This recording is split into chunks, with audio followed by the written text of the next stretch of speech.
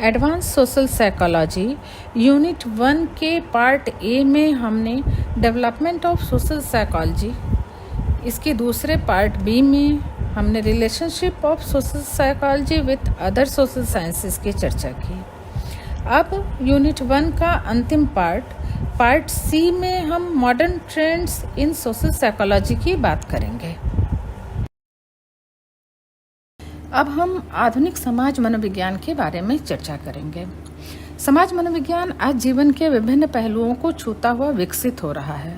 यह व्यक्तिगत एवं वैश्विक मनोवैज्ञानिक समस्याओं का अध्ययन कर रहा है। साथ ही समाज मनोविज्ञान आज व्यक्ति एवं समाज के व्यवहार का अध्ययन विभिन्न सांस्कृतिक एवं सामाजिक संदर्भों में कर रहा है। समाज मनोविज्ञान में व्यक्ति के व्यवहारों का अध्ययन समाज में किया जाता है।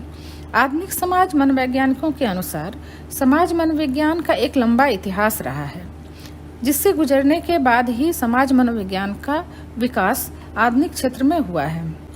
यदि हम समाज मनोविज्ञान के इतिहास पर नजर डालें तो उसमें दार्शनिकों की भूमिका स्पष्ट रूप से नजर आती है, जिसमें प्लेटो, एरिस्टोटल, हॉब्स, लॉके तथा कॉम्टे का नाम उल्लेखनीय है। समाज मनोविज्ञान का प्रारंभिक काल 1908 से माना जाता है, जब समाज मनोविज्ञान की 2 पुस्तकें प्रकाशित हुईं। पहली पुस्तक मैकडोगल की इंट्रोडक्शन ऑफ सोशल साइकोलॉजी थी। दूसरी पुस्तक एडवर्ड रॉस की थी, जो क्राउड तथा सोशल इन्फ्लुएंस से संबंधित थी। 1930 के दशक में समाज मनोविज्ञान पूर्णतः स्वतंत्र शाखा के रूप में क्रमबद्ध अध्ययन करने लगा। इसी समय एटीट्यूड, मापन तथा इंटरपर्सनल इंटरैक्शन के क्षेत्र में व्यापक अध्ययन होने लगे। 1940 से 1960 के समय में समाज मनोविज्ञान पर द्वितीय विश्व युद्ध का काफ़ी प्रभाव देखा गया। इसके फलस्वरूप समाज मनोविज्ञान में propaganda, prejudice, attitude, mass communication का वैज्ञानिक अध्ययन प्रारंभ किया गया। 1960 से 70 के दशक में attraction, love, pro social behaviour, social exchange, group decision, person perception आदि का व्यापक अध्ययन शुरू हुआ। 1970 के बाद समाज मनोविज्ञान का इतिहास कुछ ऐसा है जिसमें पुराने अध्ययनों को ध्यान में रखते हुए कुछ नए सामाजिक प्रतिक्रियाओं का अध्ययन किया गया, जिससे समाज मनोविज्ञान एक इंटरडिसिप्लिनरी साइंस बन गया।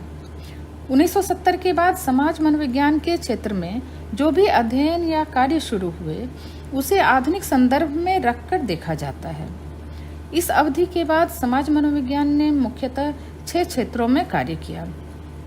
पहला, समाज मनोवैज्ञानिकों ने एनवायरमेंटल फैक्टर्स जैसे तापमान, आवाज़, भीड़ इत्यादि द्वारा सामाजिक व्यवहार पर पड़ने वाले प्रभावों का विस्तृत अध्ययन किया। इन लोगों ने मनोविज्ञान की एक नई शाखा, जिसे एनवायरमेंटल साइकोलॉजी कहा जाता है, के क्षेत्र में सक्रिय योगदान दिया। दूसरा, एट्रीब्यूशन एक ऐसा क्षेत्र है जिसमें समाज मनोवैज्ञानिकों द्वारा अधिक से अधिक शोध किया जा रहा है। एट्रीब्यूशन एक ऐसी सामाजिक प्रक्रिया है जिसमें व्यक्ति के एक्सटर्नल बिहेवियर के आधार पर उसके मोटिव, नीड्स तथा डिजायर आदि को समझा जाता है। तीसरा, नॉन वर्बल कम्युनिकेशन भी एक ऐसा क्षेत्र है जिसमें आधुनिक समाज मनोविज्ञान महत्वपूर्ण कार्य कर रहा है। चौथा, आधुनिक समाज मनोविज्ञान के interpersonal attraction, love, friendship, sexual behaviour आदि क्षेत्रों में अपना बहुत अहम योगदान दिया है। पांचवा, आधुनिक समाज मनोवैज्ञानिकों द्वारा क्रॉस कल्चरल रिसर्च पर भी काफ़ी कार्य किए जा रहे हैं। छठा, आधुनिक समाज मनोविज्ञान में सोशियोबायोलॉजी तथा इवैल्यूएशनरी सोशल साइकोलॉजी की दिशा में काफ़ी कार्य हो रहे हैं और इसमें बहुत सारे सिद्धांतों का प्रतिपादन किया गया है। इस प्रकार आधुनिक समाज मनोविज्ञान ने अपने शोध के दायरे को काफ़ी विस्तृत किया है और प्रतिदिन के जीवनचर्या को समझने में अपने आधुनिक शोध के कारण ज़्यादा समसामयिक हो गया है।